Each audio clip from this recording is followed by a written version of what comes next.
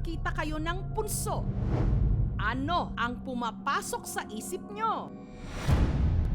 Ang kusina ng pamilya Lopez sa dati nilang bahay sa Kidapawan sa North Cotabato, tinubuan ng punso. May tao na nagsabi sa amin na sirain po daw yung bahay ng duwende. Hindi daw maganda yung puntod nga dyan sa loob ng bahay. Sa paniniwalang malas ito, ang punso sinira ng padre de pamilyang si Gary. Ginapalak po ma'am, tapon ko sa malayo.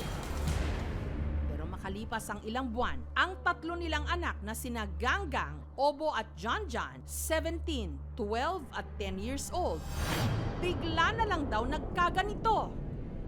Ang kanilang mga braso at hita numipis. Ang siko at tuhod tila tumupi. Bumaluktot din ang kanilang mga kamay at paa. At ang labis nilang ipinagtataka pa ang likod ng kanilang mga anak. Bumukol na parang kamukha raw ng sinirang punso ni Gary. Ang mga lawas sa bata, dito yun nagliwat sa balay sa duwindi. Kalit lang madagma ba, anak ba? Magpinto Matumba sila. ma'am. Adugayan, kanina po tuhod. Nahirapan mag tindog. Ngayon na, nag-ano na sila, hindi na makalakad. Hinala ng mag-asawa, pinaghigantihan sila ng duwende. Kung dili tungod sa iyaha, ma'am, siguro makalakaw ng mga bata karon. Sinisisi ko siya. Mahayod ko ma'am. Ako man ang nakasira yung bahay nila. Dapat sa akin ang parusa, hindi na lang sa mga bata. Sa takot na sundan sila ng mga di umano duwende, lumipat sila sa paanan ng Mount Apo sa Santa Cruz, Davao del Sur. Kalahating oras ang kailangang akyatin sa bundok bago marating ang kanilang tahanan. Pero kahit lumipat na raw sila ng bahay, tila meron daw sa kanilang sumunod.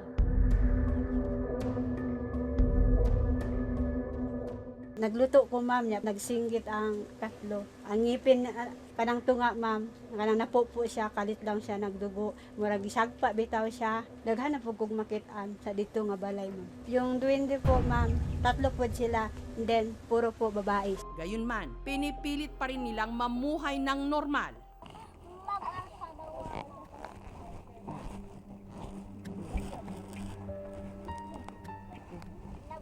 Bugunit gang, bugunit ah.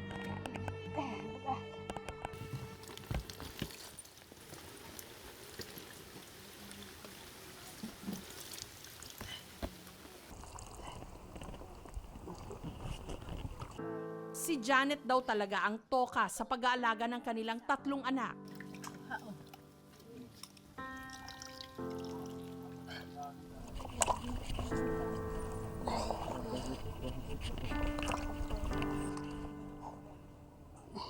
Kaning kamot po siya, ma'am, nga kabalugin siya manot brasin ko. Kay kung perminti magsalig sa ko, ma'am. Nya, simba kong mawala ko, ma'am, kay kadang tao sa kalibutan, di man jud madugay.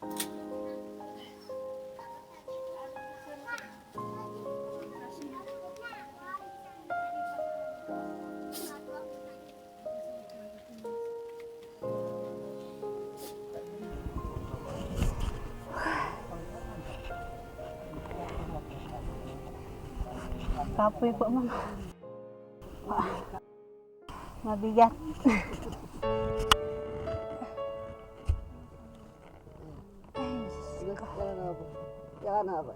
Kami sa kuha po. Hindi lang. Atay, elberhag.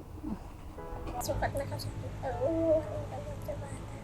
Dahil hindi na nila maidiretso ang kanilang mga braso at hita, sina Ganggang, Obo at John John madalas na lang nakahiga. Kapoy. Di ka maglingkod? Isbugan lang ka diri. Kita ra ko diri. Kita ka? Dili, nayon lang nga, nayon. Anasa? Patinto ka akong tayo. Patinto ka. Abaya ba? Sakit ito. Akay bilang ko. Akay ba? Ay, adi ba? Pasaw tela ko. Usay sakit, likod. Nililibang na lang nila ang kanilang mga sarili sa pagdodrawing. Si Ganggang ang tagaguhit Taga-kulay naman sina Obo at John John. Sa mga drawing na lang nila nabibigyan ng kulay ang mapanglaw at madilim nila ngayong mundo. Hindi na rin kasi sila nakakapasok ng eskwelahan. Malayo man yung school dito. Yung misis ko ang magturo sa kanila. Mao ni si John Ray Lopez, nag-eskwela siya, tapos na giribonan siya na kamus. Ano yung tiil, nagkinto na, mao ning hinungdan niya, kanang musugod sila di kalakaw. Dako na ko, gusto ko na yung driver sa bus. Padako na ko, gusto ko mamayang ko doon sa ama. Ang mga mata sa loob. Ang pinaghuhugutan nila ng lakas ng loob pag-awit ng gospel songs. Sige, gang. Kanta naman. Nakatuwa talaga pakinggan ng mga bata na kahit ganito sila, pananalig nila talaga gibigay na nila sa Panginoon. Bago matulog, di-pray nga. Makalakaw ko. Padali na mong lisod. Kung akong patakaw, mato simbahan. Kuan akong lawas, marag ka ng basko ka ng buugod akong kuan sila, mag-atimin ka ng magkusog ko. Tungod rapod sila hamam ka ng mukanta-kanta sila sa kanta sa Ginoo. Na dito na po gumurag ka ng ila kong i-encourage ba. Nya ka nang makasulti po ko ma'am og negative. Mayo pa mamatay na lang ko mag-anak ko ma'am kay para makapahulay na ko kay dili na nako kaya mag-surrender na ko ma'am. Pero mingon sila sa ko ma'am nga ma kung manghikog ka ma wa jud kay kaluwasan ma sa impierno ka ilabay. Nya imong ginabuhi daya kanang ako lang gud daw dauton nya dili na daw ko makadaig sa Ginoo. Matagal na raw sana nilang gustong patignan sa isang doktor ang kanilang mga anak pero walang permanenteng hanap buhay si Gary. Kung hindi siya nakikitanim lang, rumaraket na porter. Ang kita niya kada araw, 250 pesos. Ay, hindi po kakasya yun, ma'am. Yung sahod ko. Minsan maubusan kami ng pagkain. Yung mga gamot nila, hindi po. Wala mo kaming bigay sa kanila. Masakit po sa akin yung palagi ko po makikita yung anak ko nga ganito, ang buhay. Dahil kapos, sa albularyo lang daw nila noon napatignan ang kanilang mga anak. At ang sabi raw ng albularyo, kaya nagkaganoon ang mga bata dahil naghiganti ang mga nakatira sa sinira ni Gary na punso.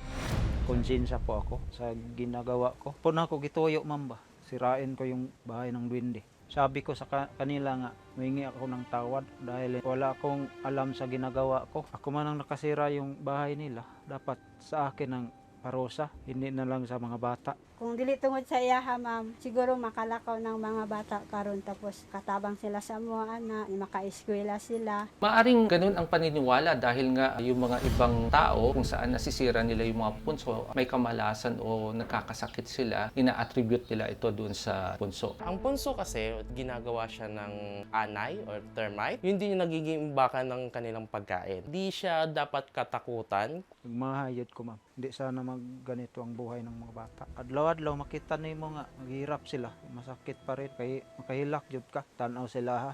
Pero ang pagsira ba talaga ng punso ang pinag-ugatan ng kondisyon o sakit ng mga bata? Sa kauna-unahang pagkakataon, sinamahan ng aming team sina Ganggang na magpasuri sa pediatric orthopedic surgeon. Alalay ko diri daw. Alalay ko diri kay danlog.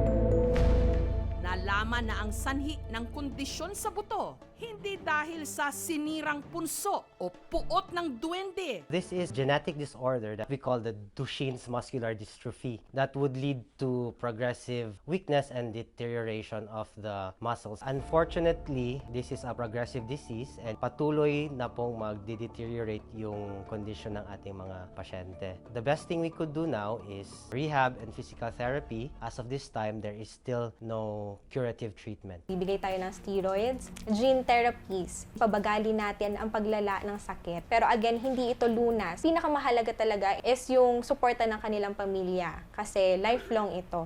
In-out, maulian sila. Ginoo nang bala sila o Ginoo among pabuton kung maulian gyud sila.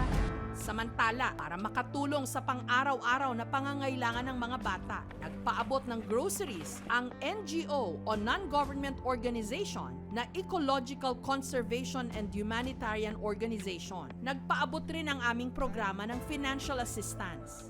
Ma'am, naay namihatag sa inyo financial assistance nagkantidad og 10,000. Gawa sa financial, pwede mi makahatag sa ilang wheelchair. Nag-source out po ng mga food assistance and medicines, vitamins like for their bones. We will continually offer them a medical assistance. Malipayan niya nagkaning na kuan ko kanang nangurog ko sir, dili na ko makuha na akong kalipay sir.